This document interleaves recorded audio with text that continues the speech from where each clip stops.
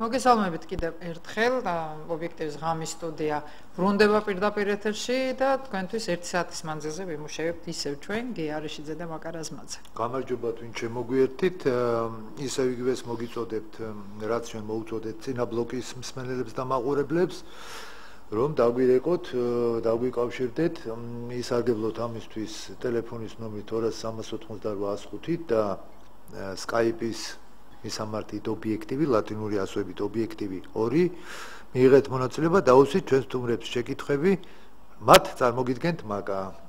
ძალიან საინტერესო თემა გვაქვს, ძალიან საინტერესო სტუმრები ასევე და განსაკუთრებით ვთხოვ ჩვენს ემიგრანტებს, ჩვენ ძალიან საყვარელ ძვირფას ადამიანებს, მოგვიჩოჩდით, მობრძანდით ეკრანებთან.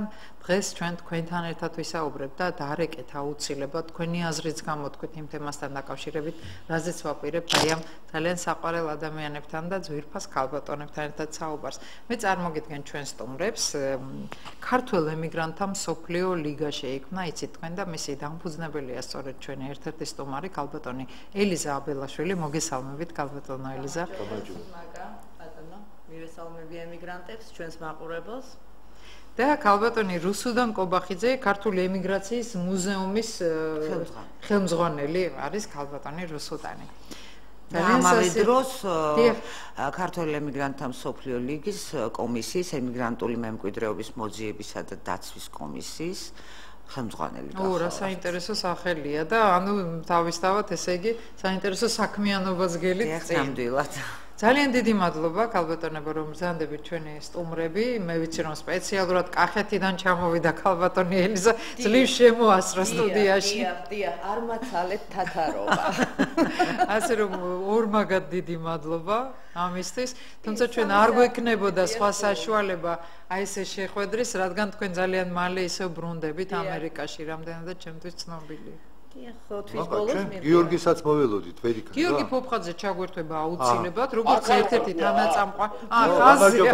ხაზია უკვე. ჩვენი ერთ-ერთი კომისიის საზოგადოებასთან და პრესასთან ურთიერთობის კომისიის თავმჯდომარე. ამ ლიგის ეგიდით შექმნილია 6 კომისია. ერთი ქალბატონი აგერ ბრძანდება რუსუდან კობახიძე, მეორე ბატონი გიორგი ფოფხაძე ჩაგვერთვა აგერ პრესასთან და საზოგადოებასთან ურთიერთობის კომისიის თავმჯდომარედ. მოგესალმებით გიორგი. თანამდებობაც მიუღია ესე იგი გიორგი ფოფხაძე. ეგრე ნუკი მიყურები. აქ თანამდებობაში ბევრი ვინმე ვერ შეეცილებოდა ხა გიორგი. მოკლედ როგორც ხვდებით ძალიან მართლა თბილი და საინტერესო თემა გველის წინ, თემაზე საუბარი. 200-88-105 არის ჩვენი ტელეფონის ნომერი და Skype-ის მისამართი არის ლათინური ასოებით ობიექტივი 2. აუცილებლად დაგვირეკეთ და შემოგვიერთეთ. ჩვენ ძალიან გვიყვარხართ ჩვენო ემიგრანტებო და რა ვიცი, აი, სწორედ ამიტომ გვინდა რომ ვისაუბროთ ამ თემაზე მეტი და ეს პირველი გადაცემა არ არის და არც ბოლო ამ თემაზე. მართლა აქვე მინდა ერთი პატარა ჩამატება გავაკეთო, მაკა თქვენ სიტყვებს დავუმატო. მაკა ერთ-ერთი მართლაც გამორჩეული ჟურნალისტია, ვინც ყოველთვის არის ემიგრანტების ხოლოდ ის კი არა რომ ჟურნალისტია და გააშუქოს. ჩვენთან, ჩვენ გვერდებზე აქტიური წევრია ჩვენი ემიგრანტული გვერდების და ყოველთვის გრძნობთ რომ თუ ვერ წერს იქა. ძალიან დიდი მადლობა ელიზა ესეთ შეფასებისთვის, თუმცა მე ვერ მივიღებ მხოლოდ ჩემ თავზე, რადგან ჩვენ ობიექტივი ვართ ზოგადად ძალიან ორიენტირებულები, რა ვიცი, აი ჩვენი ემიგრანტების მოფერებაზე სიტყვას გადაცემაც აქვს არა რაღაცა გადაცემაც გვაქვს ყოველთვის და ზოგადად ობიექტივის ერთ-ერთი აი პოლიტიკის ნაწილი არის ზუსტად ახლა მე შენთან მქონდა ურთიერთობა შეგხედავ რა თქმა უნდა სრულიად ძალიან დიდი მადლობა ლეგიტიმური იყო თქვენი ეს კომპლიმენტები მაგრამ მაგას შევთვალოთ სწორია მართლაც ობიექტივის ფოკუსში ყოველთვის არის ეს თემა მათ შორის არა მარტო ჩვენ ვიწვევთ ასოციაციების საფრთხენაირი ორგანიზაციის წამო, იმიტომ მაგალითად ამასინათ ყავდა თურქეთის სათვისტომოს თავმჯდომარე, ხშირად არის ჩვენთან სტუმრად, პირადად ჩემი სტუმრად სამჯერ იყო ჩვენი მინისტრი და ამდენად ძალიან ყურადღებას ეხლა ის ჩვენზე კი არ არის აქ აქცენტი, ასევე სხვა გადაცემების სტუმრების ეს თემა ჩვენთან პოპულარულია, ყურადღება ეთმება, იმიტომ რომ ობიექტივი ასახავს ჩვენი უნდა ყოველ შემთხვევაში ასახავს ჩვენი მიზანი ეგ არის საზოგადოებრივ მაუწყებლობაზე გვაქვს პრეტენზია ერთგვარი რაღაც მოდელზე და ჩვენი ხალხის სურვილები და ჩვენი ხალხის ნაწილია ჩვენი ემიგრაცია ესე აღიქვამთ ჩვენი მოქალაქეები ამას განუყოფელი და პირიქით იმედის მომცემი. დასამალი ხო არ არის პრინციპში საქართველოს მოსახლეობის ძალიან დიდი ნაწილი სულდგმობს მატერიალურადაც, სულიერადაც ემიგრაციის ხარჯზე, რომელიც წარმოუდგენლად გმირულ საქმეებს აკეთებს ტრადიციულად სხვა შორის. ამიტომ თქვენი სტუმრობა ძალიან სასიამოვნოა და გვიხარით. მოდით გადავიდეთ საქმეზე და სხვებსაც გავაგებინოთ რა გვიხარია ასე ძალიან. ეს არის ქართველ ემიგრანტთა მსოფლიო ლიგა. ძალიან შთამბეჭდავია თვითონ სახელი, არა გია? და რაღაც პრეტენზიულიც არის და ბევრსაც ყვირდება თითქოს. რას ყვირდებით? როგორ ჯერ მოდი აი ამ პრეტენზიულობიდან დავიწყოთ. კი, რა თქმა უნდა, რაღაც ცოტა პრეტენზიულად ჟღერს, მაგრამ ჩვენ ეს პრეტენზიის გამოცდა უკვე ჩავაბარეთ 7 თვის წინ. შევქმნით სოციალურ ქსელში, Facebook-ში გვერდი იმავე სახელწოდებით თითქმის ქართველ ემიგრანტთა ლიგა, სადაც თავიდანვე ეს ჯგუფი პირველივე სტატია, მოდი ასე დავარქვათ, რაც იყო, ეს იყო მოწოდება ემიგრანტებისთვის, ყველა ქვეყანაში მიმობნეული ჩვენი თანამემამულეებისთვის, რომ ეს გვერდი შეიქმნა არა პოლიტიკისთვის, არა რომელიმე პარტიის მხარდაჭერისთვის, არა კონკრეტული საქმისთვის, ერთი მიმართულებით. ამ ჯგუფის მთავარი მიზანია ვეცადოთ, რომ გავერთიანდეთ. პირველი თვის ბოლოს უკვე 5000 კაცი იყო ამ ჯგუფში და ამან უკვე მოგვცა იმის ნიშანი, რომ ხო, იმის ნიშანი, რომ შეგვეძლო ჩვენ ამის გაკეთება. ამის შემდეგ იყო აი ეს გეგმებზე საუბარი, ისიც გაჟღერდა, რომ თუ ჩვენ შევძლებდით მხოლოდ გაერთიანებას კი არა, საქმის კეთებას ერთად, შეგვეძლო, რომ უკვე ორგანიზაციაზედაც გვეფიქრა. დღესდღეობით ჩვენ გვყავს 8600 წევრი ამ ორგანიზაციაში და ლიგაში. ნებისმიერი პარტია შურით გასყდებოდა. ხო და ამიტომ გადავწყვიტე და მე შევპირდი ჩემ ემიგრანტებს, რომ რეალობასაც ასახავს. ეს მარტო პრეტენზია არ არის. თქვენ ზანეთ გავერთიანდეთ. რას გულისხმობთ ამაში, რისთვის უნდა გაერთიანდეთ? გავერთიანდეთ, რომ ერთმანეთს დავეხმაროთ. აი ეს ძალიან და მნიშვნელოვანი მგონი. სამშობლოსაც, რა თქმა უნდა, ქვეყანასაც ჩვენ თუ ვიქნებით ერთად, ბევრი საქმის გაკეთება შეგვიძლია ჩვენ თავისთვისაც და რა თქმა უნდა ქვეყნისთვისაც. რას აპირებთ? აი იცით რა მაინტერესებს? თავისთავად იდეა საიდან წამოვიდა, რატომ გადაწყვიტეთ? იმიტომ რომ ემიგრაციაში ჩვენ ვიცით რომ ძალიან წლებია ხალხი წასული და მართლა რა ვიცი, ძალიან ბევრი ადამიანია. სხვადასხვა მე არც მეგონა, იმდენი ადამიანი არის გასული საქართველოსდან და შემდეგ უკვე ახლოდან რომ გავიცანი ეს თემა. ციფრი რომელიც არის ლიგაში გაერთიანებული უკვე მეტყველებს რაოდენობაზე გასულთა.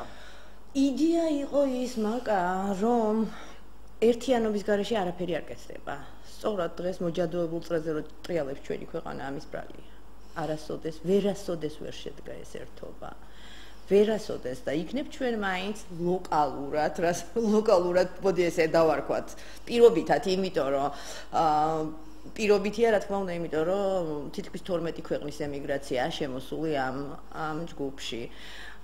ლოკალურად, სოციალურ ქსელში, დავარქვათ ასე, და აუცილებელი იყო ეს. არის უამრავი ემიგრანტული ჯგუფები, არის დიასპორები, იცი შენ კარგად მოგეხსენება, მაგრამ ეს დიასპორები მხოლოდ და მხოლოდ ერთი და იგივე მიმართულებით მუშაობენ, რომელიც ძალიან მნიშვნელოვანია, მე კულტურა და განათლება მაქვს მხედველობაში.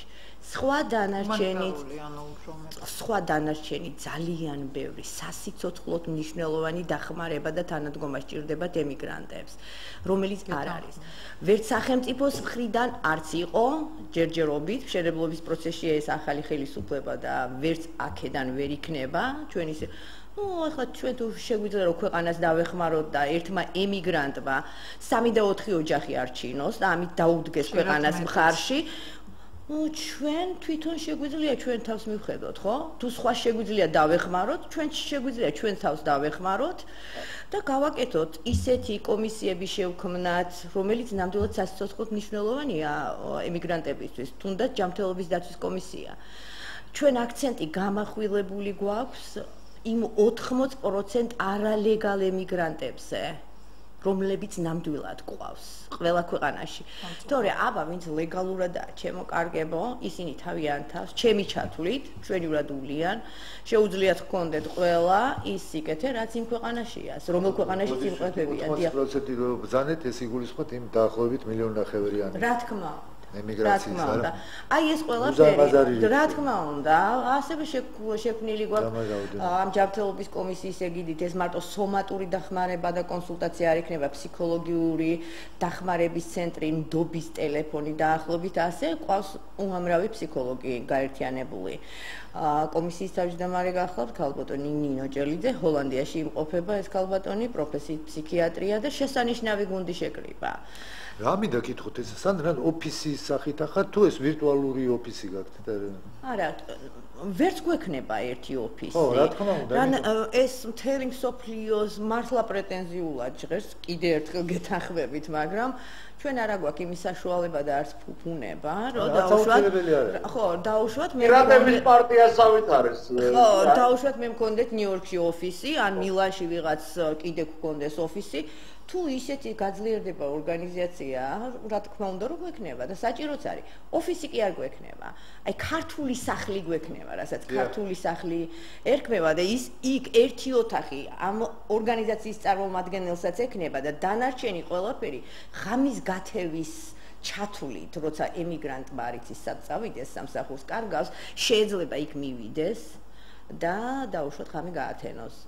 შეიძლება ჩვენი დელეგაციები რომ მიბრძანდებიან საზღვარგარეთ, ეს იყოს ისეთი ადგილი, სადაც პრესკონფერენცია გაიმართება, შეხვედრა გაიმართება. ანუ ყველა ქვეყანაში ვარაუდობ ესეთი საქმეს რაც მოიცავს. ეს ჩემი ოცნება მომავლისთვის გეგმავ და დღესდღეობით არ გვაქვს ჩვენ იმის ფუფუნება, რომ ოფისი გქონდეს. ოფისი საქართველოშიც არა მაქვს, სადაც დაუშვათ დაარსდა ეს. ჩემი სახლია ჩემი ოფისი. ჯერჯერობით, მაგრამ ვიმედოვნებ. ბევრი კაი საქმე. ძალიან მინდა ქალაქის მერს ბატონ ნარმანიას ვთხოვო 1.5 მილიონი ემიგრანტის სახელით. შეგიძლიათ მიმართოთ სახელით დიახ ბატონო დავით. ძალიან მინდა რომ თქვენ გამოიჩინოთ კეთილინება და 1.5 მილიონი ქართველს თბილისში გამოუყოთ რაღაც ელემენტარულად ფართი, სადაც იქნება ამ ორგანიზაციის ეგრეთ წოდებული ოფისი. ეს არ მე ვერ გეტყვი თქვენ რომ ჩვენ ისე გვიჭირს ემიგრანტებს რომ ამას ვერ შევძლებთ, მაგრამ 1.5 მილიონი ადამიანს ჩვენი აზრით კი ეკუთვნის თბილისში რო ჰქონდეს ხელისუფლებისგან, თუნდაც მერიისგან, საჩუქრად, თუნდაც იჯარით და საბოლოო გამოსყიდვით ფართი, სადაც ჩვენ გვექნება პირველი ქართულ ემიგრანტთა მსოფლიო ლიგის ოფისი. დანარჩენს ჩვენ მოვუვლით. სული და გულით უერთდები ქალბატონი ელიზას მიმართვას, მის თხოვნას და მეც ვთხოვ ჩვენს მერიას.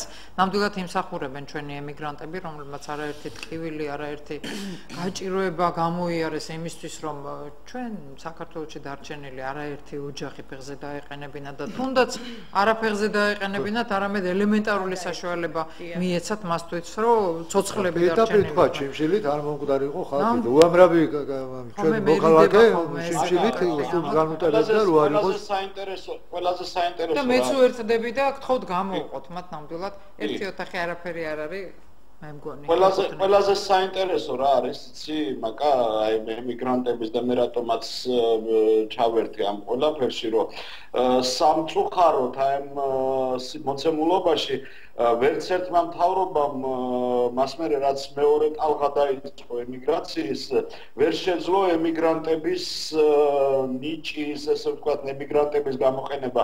გია სხვათა შორის მე ბერძნები მეუბნებოდნენ, რომ აი როდესაც ემისგან გამთავისუფლდითო შავი პოლკოვნიკებისგან რა ეს გადატრიალება რომ მოხდა და ეს გათავისუფლდა ეს საბერძნეთი ემიგრაციაში წასულმა ბერძნებმა გადაარჩინეს და ის დემოკრატიაში შემოიტანეს. თუ საბერძნეთი ეხლა არის ეს დემოკრატიული, რა ქვია, წყობა თუ არის, იქ ემიგრაციაში წასულმა ბერძნებმა.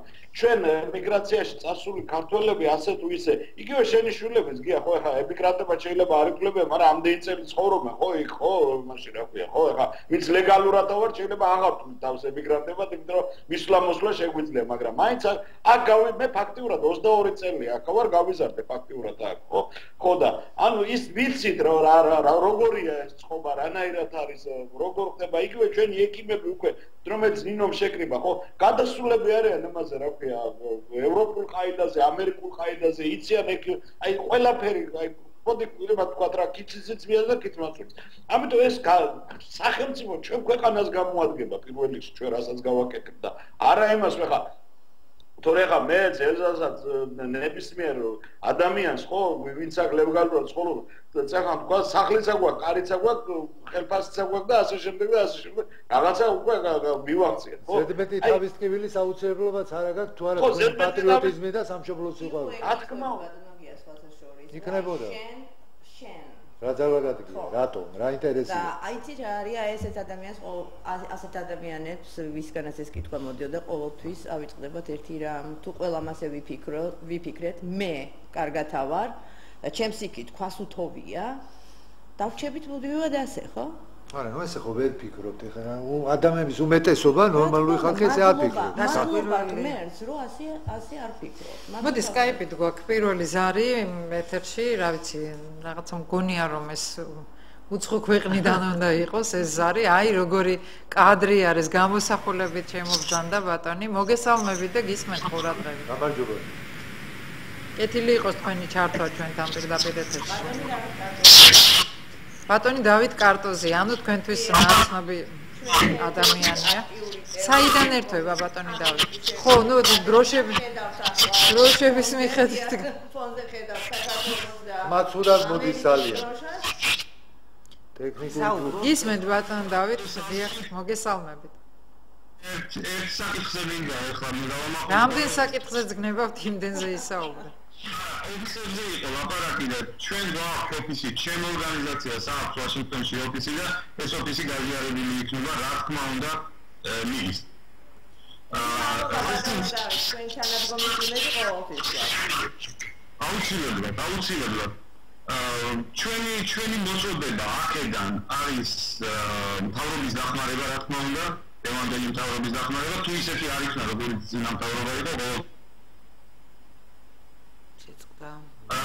ლაპარაკი უდიდესი რესურსი გვაქვს დაგროვილი აქ და ყველაფერი იქნება გაზიარებული მიდასთან. ამის გარდა გვაქვს ძალიან ბევრი პროექტი, რომელიც მინდა გავაცნოთ მთავრობას და იქნებ როგორმე ერთად ვიმუშაოთ და გავაკეთოთ. ქალბატონმა იზამ ძალიან კარგად თქვა, ჩვენ წამოსულები ვართ და ჩვენ თავს უვლით, ჩვენი თავის გარდა უვლით ქვეყანას. პრინციპში ჩემი გადმოსახედიდან ემიგრანტების გარეშე სახელმწიფოს ფუნქციონირება ნორმალური თუ არანორმალური შეუძლებელი იქნება. ამიტომ ჩვენ თავსაც ვეხმარებით და უნდა მივეხმაროთ სახელმწიფოს. ისე უნდა მივეხმაროთ სახელმწიფოს, ისე უნდა დაუდგეთ გვერდში, რომ მერე სახელმწიფომ შეძლოს უკვე მანდმყოფი მოსახლეობის მოხმარება, რა თქმა უნდა და მერე უკვე ამ ემიგრანტების დაბრუნება. ბევრჯერ მაქვს ნათქვამი, რომ დღევანდელ დღეს ილუზიაში არავინ არ ვართ და არავინ არ გავფრინდებით. 1.5 მილიონი ქართველს ვერავინ ვერ დააბრუნებს საქართველოში. გამორიცხულია, ეს იქნება კრახი და კოლაფსი. ამიტომ უნდა გავაერთიანოთ ის რესურსი, რაც აქ გვაქვს, უნდა გავაკეთოთ მობილიზება და უნდა მივმართოთ ეს სახელმწიფოს დასახმარება. რესურსი როგორი გვაქვს? გვაქვს, მე ვიცი, მაგალითად, ბატონი გიორგი ფოფხაძის ურთიერთობა ევროკავშირის ეს გამოყენებული არ ყოფილა არასდროს და არ იქნება. ჩვენ გვაქვს პირადად ჩვენ სამეგობროს, ჩვენ ორგანიზაციას აქვს უდიდესი რესურსი ამერიკის უმაღლეს ეშელონებთან. ურთიერთობა გვაქვს ისეთ დონეზე, რომ ისინი კარნახობენ ძალიან ბევრ სასიკეთო მესიჯს გვაძლევენ. იგივე პროკურორების ჩამოყვანა საქართველოში ჩვენი ორგანიზაციის გამოგზავნილი მესიჯი იყო. ამით მე ჩვენ ორგანიზაციას კი არ ვაქებ, ამით მე მინდა ხაზი გაუსვა იმ რესურსს, რომელიც არსებობს და რომელიც გამოყენებული არ ყოფილა და ალბათ უნდა იყოს. და თუ ალბათზე მიდგება საქმე, მე უკვე ჩვენ არ ვთხოვთ არავის. ჩვენ თვითონ ვიმუშავებთ ამაზე და ჩვენ თვითონ ადამიანი ეს იმას ნიშნავს ნახევარი ქვეყანა. ჩვენ შეგვიძლია ჩვენი საკუთარი მთავრობა შევქმნათ და ჩვენ თავს მოუვართ. ბატონო დავით, ეს ძალიან სერიოზული განცხადებებია. ავტონომიაც მოითხოვეთ. ეს ნახევრად იუმორის იმედია. გადახვევა იყო ბატონმა დავითმა იცის ხოლმე ხანდახანების ჩართვები, ასეთი იუმორის. არა, იუმორში ნუ ჩავამართებთ ხალხო და ნურც ვინმეს მტრობაში და სახელმწიფოსთან დაპირისპირებაში. პირველ რიგში მე როგორც მოგახსენეთ, ჩვენ სახელმწიფოსთან გვინდა მუშაობა და ვიმუშავებთ. მაგრამ არც არაფერია ცუდი იმაში, რომ ჩვენი აი ეს 1,5 ადამიანი გაერთიანდეს და რაღაცა ორგანიზმის შექმნას, რომელიც იფუნქციონირებს ერთი თავის ქვეშ. აბა დაუფიქრდეთ. თუ ჩვენ გავერთიანდით, თუ ჩვენ ერთმანეთს მივეხმარეთ, ნახევარი სახელმწიფო გამოდივართ. გვაქვს რესურსი. უამრავი ჭკვიანი ადამიანია გამოსული, უამრავი ტიტულოვანი ადამიანია გამოსული. უამრავი, აი ეს ძალა უნდა მოხმარდეს საქართველოს, ეს ძალა არ უნდა დაიქსაქსოს პირადში. მე კარგად ვარ და სხვა არავინ არ მინდა. არა, ეს პირადი უნდა განაწილდეს, პირადის განაწილებას არავინ არავის არ მოთხოვს, რომ კონდეს $100,000 და 80,000 მიცეს სხვას. არა. ჩვენ ღმერთმა მოგცა იმის, რატო უნდა მისცეს თავის გამომუშავებული თანხის უმეტესობა? რა თქმა უნდა, გაუზიაროს ის გამოცდილება, რაც აქვს და შეძლების დაგვარად საწევრო იქნება თუ რაც იქნება, თქვათ რაღაც აი თუნდაც ნებისმიერ ქვეყანაში სადაც რამოდენიმე ქართველია, თუნდაც ორ-ორი კაპიკი დაიდება და პატარა ოფისივით რაღაცა, ერთი კომპიუტერ შეიძენს, მეორე რაღაცას და ფუნქციონირება დაიწყება. თავარია პირველი ჟანგბადი ჩავისუნთქოთ და მერე როცა ვნახავთ რაღაცა შეგვიძლია. ეს არ არის მადაჭამაში მოვა. ხომ არსებობენ სათვისტომოები გარკვეული, ყველა ქვეყანაში არის ქართველთა სათვისტომო. იგივე ფუნქციას არ ატარებს ეს ორგანიზაცია. ორგანიზაცია არის თუ რაც არის, ყოველ შემთხვევაში რაღაცა სათვისტომო ხო არის. მაგრამ მე გეტყვით, თქვენ ხალბატონო მაკა უკაცრავად. მე გეტყვით, სათვისტომოების ბრალეულობა იმაში იყო, რომ რაღაც პოლიტიკურ ასპექტებს იღებდნენ და მიმართულებებს. ერეო და მთავრობა ამ სათვისტომოების ფუნქციონირებაში თავისი დივიდენდების მოსაპოვებლად. ჩვენ ვართ აპოლიტიკური. მე ძალიან ბევრი ამბიცია მაქვს პოლიტიკოსებთან. მაგრამ ამ საიტზე და საერთოდ ჩვენ ურთიერთობაში, ლიგის, აი ამ ოჯახის ფუნქციონირებაში არასდროს ხმა არ მომიღია არც ერთ პოლიტიკოსს. თან ყველა მიღებულია. არ არსებობს ჩვენთვის ნაცი, შმაცი და არ არსებობს და არც იარსებებს არასდროს. ჩვენთან იარსებებს სიტყვა პატრიოტი და ქართველი. არ არსებობს. მაგეთი ქვეყნის აშენება ჯერ შეუძლებელია, ყოველთვის იქნება განსხვავება, 4 ძირითადი განსხვავებას არ გულისხმობ, დაპირისპირებას გულისხმობ. დაპირისპირებაც გააჩნია რა ფორმის დაპირისპირება. მეორეც ერთი მე ვეჭობ რომ ესეთი გაერთიანება და ღმერთმაქნას რა თქმა უნდა, მაგრამ გაერთიანება ხა თვითმიზანი არასდროს არ არის.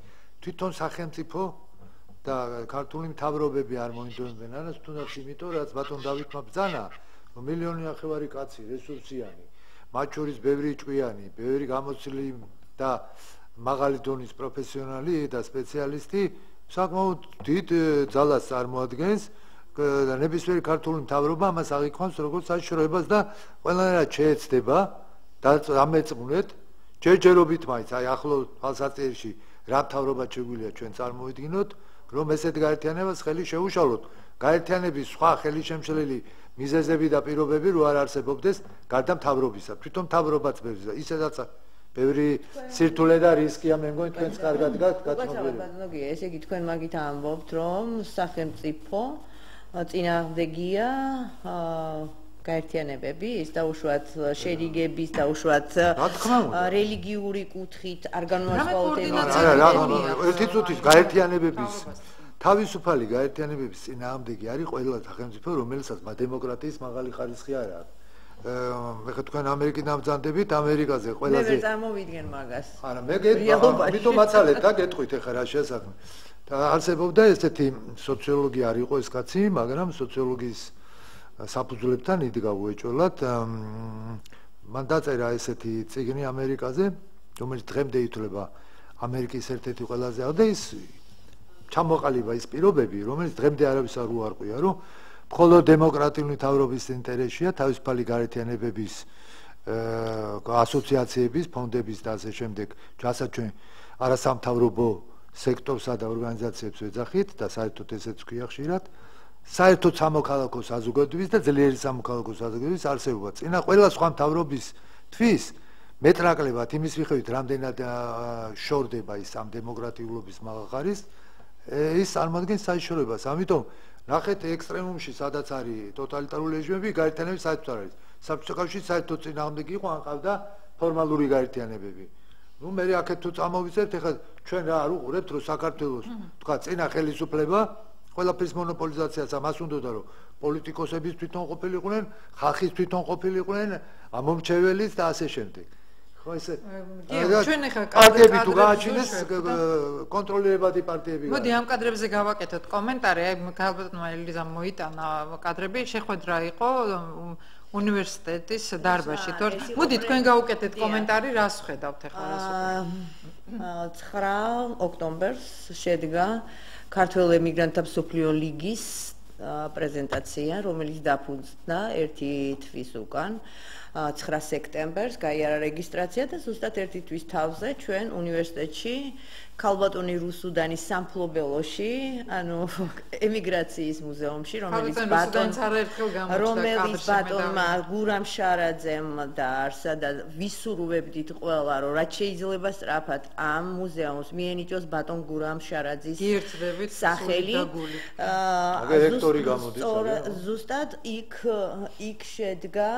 იქ შედგა ეს პრეზენტაცია, იდეური გაგრძელება პირველი და მეორე თაობის ემიგრაციის ჩვენთან კავშირის მესამე ნაკადის ემიგრაციის დიახ ჩვენ ასე დავარქვით და სულიერი კი ამ ორგანიზაციას ასე დავარქვით და სულიერი კავშირი ძველსა და ახალ ემიგრაციას შორის და პრეზენტაციის სახელი გახლდათ ხიდი სამშობლოსთან.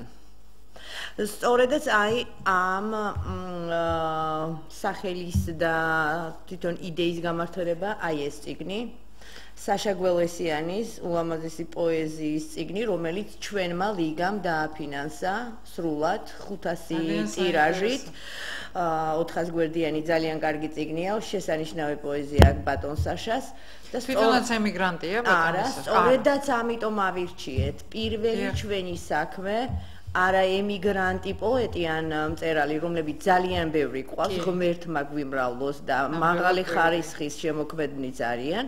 სწორედ ამიტომ ავირჩიეთ აქ სამშობლოდან ბატონი საშა გველესიანი, რომლის წიგნიც აგერ თქვენი მომორჩილი გაჩვენებთ ახლა.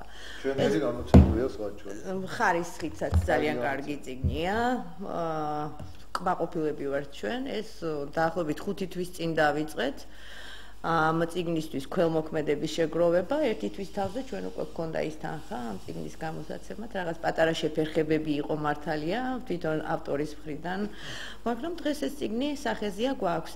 მოდი გავაგრძელებ იმ თემას, რომ არა მხოლოდ შევიკრიბეთ და შეკრება დავაფიქსირეთ ჩვენ და გაერთიანება, საქმითაც გვინდოდა ეს, მე პირადად მინდოდა, კი შევიკრიბეთ, ვლაპარაკობთ, წერთ, მაგრამ შეგვიძლია საქმე ერთად ვაკეთოთ. ანუ რა იგულისხმება საქმე, რომელშიც ყველა ემიგრანტმა, ვინც ლიგის წევრია დღესდღეობით და აქტიური მონაწილე იყო და აქტიურად არის ჩართული, ამ ლიგის მშენებლობაში იყო და არის ჩართული, ყველამ გაიღო თავისი წილი ამ საერთო საქმის საკეთებლად. მე ვიცი რომ ემიგრანტებს აქვთ ძალიან სერიოზული პრობლემები, გარდა იმისა, რომ აი დაუშვათ თქვენ ხელოვნებას დაუდგებით ხომაგად და დაეხმარებით იმ ადამიანებს, ვისაც ეს სჭირდება თავისი ხელოვნების წარმოსაჩენად. არის თუ არა კიდევ სხვა გეგმები? აი დაუშვათ, იმიტომ რომ მარტო იცით რა არის, აი სიმართლე გითხრათ, მხოლოდ ის რომ რაღაცა თანხები შეაგროვოს ამ ლიგამ და ამით ამოიწუროს მისი. მე მოგიყვებით თელ სტრუქტურას მოგიყვებით. ძალიან საინტერესო იქნება. მთელი სტრუქტურა გვაქვს ამისი და უკვე შექმნილი გვაქვს კომისიები. მოდით Skype-ით ზარი მივიღოთ და შემდეგ უკვე დაუბრუნდეთ ამ ქალბატონ რუსუდან ჩაერთეთ თქვენს ჩვენს საუბარში. არ მინდა ელიზას ხელი შეუშალოთ. საქმიანი საუბარია, მე ცოტა რომანტიზმში გადავდივარ ხოლმე ამ თემას ვეხები. ზუსტად ამ თემას.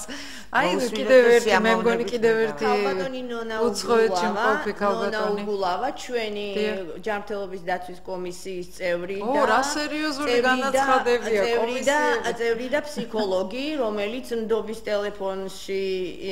ტელეფონის ერთ-ერთი წევრია. ანუ ემიგრანტთა ფსიქოლოგიური დახმარების და თვითონ დაგველაპარაკება თავის გეგმებზე ლიგასთან როგორი თანამშრომლობს ეს ჯანმრთელობის დაცვის კომისია ლიგის ეგიდით არის შექმნილი რა გეგმები აქვს, რა პერსპექტივები აქვს და როგორ იქნება ეს ყველაფერი დახმარება. ძალიან სასიამოვნოა და აი ზუსტად ეს კითხვა დავსვი, ახლა კიდევ რა იქნება მეთქი და უკვე გასაგებია. არ მომეცა ჯანმრთელობის დაცვის კომისია ვახსენეთ და რომ განმევრცო ეს და მაგრამ სხვა კომისიებსაც გაგაცნობთ. ქალბატონო, დიდი მადლობა რომ გვერდთვებით იღებთ მონაწილეობას ჩვენ გადაცემაში და ესეთ არაჩვეულებრივ საქმეში ხართ თან. ქალბატონ ელიზასთან, ქალბატონ რუსუდანთან ერთად და აი ბატონი დავითის გავიცანით უკვე. ეხლა თქვენ გისმენთ. გამარჯობა მოგესალმებით მთელ საქართველოს და ყველა ემიგრანტს ერთად. იქნება ეს ამერიკიდან, იტალიიდან, საბერძნეთიდან და დედამიწის სხვადასხვა კუთხეებიდან სამწუხაროდ როგორც ავად გაბნეულები. ეხლა რაც შეეხება მე ბედნიერი ვარ და კმაყოფილი ვარ რომ გავიცანი ქალბატონი ლიზი ესეც ჩვენი ნაცნობობაც ვირტუალურია როგორც ლიზის საქმიანობა ამ ეტაპზე ჩავერთ ეს საქმიანობაში და მე ჩემი მოსაზრებებით ამოვაყენე ლიგის ჯანმრთელობის კომისიის მუშაობასთან დაკავშირებით ანუ ფსიქოლოგიური რა დახმარება შეიძლება გაუწიოთ ჩვენს ემიგრანტებს. როგორც ბატონი დავითმა აღნიშნა, როგორც ქალბატონი ლიზიმ აღნიშნა, ემიგრანტებს ძალიან დიდი დახმარება შეუძლია გაუწიონ თვითონ ემიგრანტებს როგორც მატერიალურად, სოციალურად, ასევე საქართველოს ეკონომიურად შეუწყონ ხელი, მაგრამ არის აქ მეორე მაგრამ რომ ყველა ემიგრანტს თანაბრად არ ხელეწიფება და ეს დაკავშირებულია ემიგრაციის ფსიქოლოგიურ პრობლემებთან. ადამიანი როცა მიდის ემიგრაციაში და საქართველოში ბევრს დღეს სამწუხაროდ ოცნებად აქვს გადაქცეული ემიგრაციაში წასვლა, რომ თითქოს ეს თავისუფლებას, თითქოს ეს ახალ ცხოვრებას და ესე შემდეგ უკავშირდება. საკმარისი აღმოჩნდეს ემიგრაციაში უკვე აისრულოს ეს პირველი ოცნება და მე ხდება რა არის სამშობლო, რა არის ნოსტალგია, რა არის მონატრება და რა არის უცხო ქვეყანაში ყოფითი რიგითი პრობლემების დაძლევა გადალახვა, რასაც ხშირად ადამიანები, არა მარტო ქართველები, ეს ემიგრაციის პრობლემა ზოგადად ღრმა სტრესამდე მიყავს. რომელიც შეიძლება სერიოზულ დეპრესიაშიც გადაიზარდოს და ჩვენი მიზანია ამ ჩვენ ქართველ ემიგრანტებს რათა კიდევ უფრო ოპტიმალურად მოხდეს მათი პოტენციალის გამოყენება დავეხმაროთ ამ სტრესის მოხსნაში ამ ემიგრაციით გამოწვეული პრობლემების შინაგანი პრობლემების კოგნიტური იქნება თუ ემოციური მოხსნაში და სერიოზულად ფიქრობთ ჩამოვაყალიბოთ არა მარტო ნდობის ტელეფონი, არამედ დავეხმაროთ უკვე ფართოდ გავრცელებულია ინტერნეტში სხვადასხვა სახის ფორუმების საშუალებით და სამომავლო ოცნების საგანია ასევე თუ კი იქნება იმის საშუალება რომ ცენტრებიც გაიხსნეს ქვეყნების მიხედვით, იმიტომ რომ მე როგორც ფსიქოლოგი სხვადასხვა ქვეყნებში მყავს ფსიქოლოგები, მეგობრები, რომლებიც ჩემსავით ემიგრანტები არიან და რომლებიც სიამოვნებით შეეცლებიან თავიანთ მამული ქვეყნის წარმომადგენლებს, მამულიშვილებს დაეხმარონ დაუდგნენ გვერდში.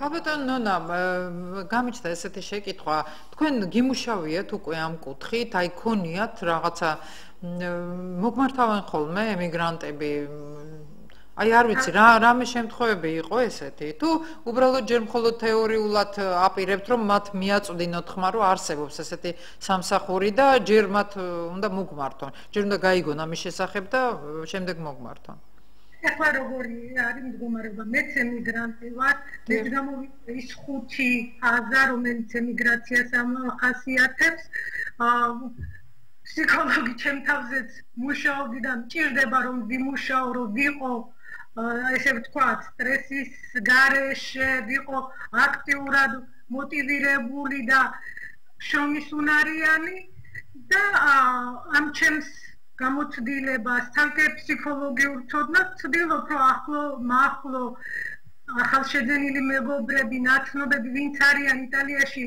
ჩემს ირგვლივ აქ დავეხმარო, მივცე რეკომენდაცია და შეუწყო ხელი და როგორც ასეთი ფსიქოლოგიური სამსახური, ესეთი ჯერ არც ერთ არასამთავრობო ორგანიზაციას არ შეუქმნია. და ეს არის პირველი სამედიცინო კომისია, პირველი ფსიქოლოგიური მონახაზით, რომელიც ქალბატონი ლიზის ინიციატივით შეიქმნა. და რომელსაც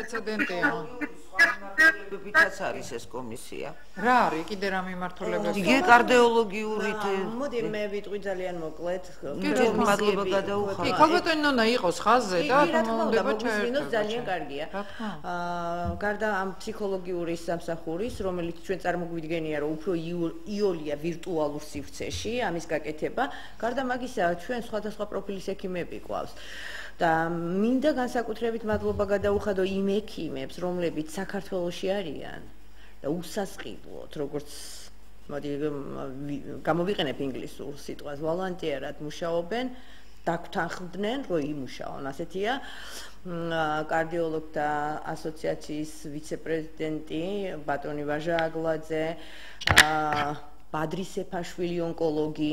რაში გამოიხატება აი მათ შეუძლიათ აი ეს მე გითხარით რომ მე-6 კომისია იქნება ცხელი ხაზი რომელიც კოორდინირებას გაუწევს ამ 6-ვე კომისია ანუ 6 კომისია მოდი ჩამოთვალეთ რა კომისია ქალბატონი რუსუდან კოპახიძე გვაქვს აქ რომელიც გითხრათ არის ემიგრაციის კულტურული მემკვიდრეობის დაცვის და მოძიების კომისიის თავმჯდომარე მას ყავს თავისი წევრები ამ კომისიაში რომლებიც ძირითადად უნივერსიტეტის პროფესორები არიან რომლებიც ემიგრაციის საკითხებზე მუშაობენ და გააგრძელებენ ჩვენი ბატონი რეზო თაბუკაშვილი იყო ბატონი გურამ შარაძის მუზეუმის ხელმძღვანელი და ბატონი რეზო ჯანმრთელობის დაცვის კომისია რომლის წევრიც ახლა ქალბატონი ნონა უგულაου გვესაუბრება და თავმჯდომარე არის ნინო ჭელიძე პროფესიით ფსიქიატრია და ჰოლანდიაში არიან კი ქალბატონი ნონა იტალიაში ნინო ჭელიძე არის ჰოლანდიაში ასევე გვაქვს იურიდიული კომისია რომლის ხელმძღვანელია ბატონი გიორგი წურწუმია რომელიც ამავდროულად იქნება ამ ორგანიზაციის აღმასრულებელი დირექტორი და დარჩება რა თქმა უნდა საქართველოში სადაც არის და თუ ბატონმა პრაქტიკულად როგორ უნდა არა ეს ძალიან კომისიებმა ეს დავასრულებ კომისიებს ჩამოვთვლი ხო და რომელსაც ჩვენ პირობითად ემიგრანტების ომბუდსმენის სამსახური უწოდეთ იმიტომ რომ ჩვენ იმ ქვეყნების კანონმდებლობაში ვერ ჩავერევით და სწორედაც გვექნება ის ფუნქცია, რასაც ქვია სახალხო დამცველის ფუნქცია ჩვენ ამ კომისიას და რა თქმა უნდა შეგვეძლება რომ კონსულტაციები მივცეთ და უშუალოდ იურიდიულ სფეროში გაურკვეველ ადამიანებს ჩვენ იურისტები გვეყოლება ალბათ მოვიძევთ და ამერიკაში უკვე ყავს 3 იურისტი რომლებსაც ექნებათ ჩვენი ორგანიზაციისგან ნებართვა რომ და უშუალოდ ვიღაც ქართველი რაღაცის გამო დაპატიმრებულია პრობლემა აქვს შექმნილი მოინახულოს მაინც ნახოს გამოიტანოს იქიდან რა პრობლემებია სჭირდება თუ არა ადვოკატი უამრავი თუნდაც იმ ქვეყნის კანონმდებლობების არცოდნა ძალიან დიდი ბარიერია ემიგრანტებისთვის და ამას ყველაფერს იურიდიული კომისია და ეს ჩვენი სახალხო დამცველი ჩვენი გაზეთი და ტელევიზია და რადიო ჩვენი ფეისგვერდია ქართველ ემიგრანტთა ლიგა სადაც ყოველდღიურად დაიწერება ყველაფერი იმის შესახებ თუ ამა თუ იმ კომისიამ რა გააკეთა ამავე გვერდზე ჩვენ გვაქვს ყველა კომისიის პროგრამა უკვე გამოქვეყნებული. ასევე კულტურული განათლებისა და კულტურის კომისია, რომლის თავმჯდომარეც გახლავთ ქალბატონი თამარგელოვანი, გამოცემულობა უსტარის რედაქტორი და დამფუძნებელი, მაგრამ რადგანაც წეღანაც აღვნიშნე მაკა რომ ეს არის ის სფერო, რაზედაც ჩვენი დიასპორები ძირითადად მუშაობენ, კულტურა და განათლება. ამიტომ ეს უკვე ამუშავებული სფეროა და იმდენად კარგად და ფართოდ მუშაობს, რომ თამარგელოვანი ამას უბრალოდ კოორდინირებას გაუწევს და ამიტომ ყველა ქვეყანაში ამ კომისიის თავმჯდომარე გვეყოლება.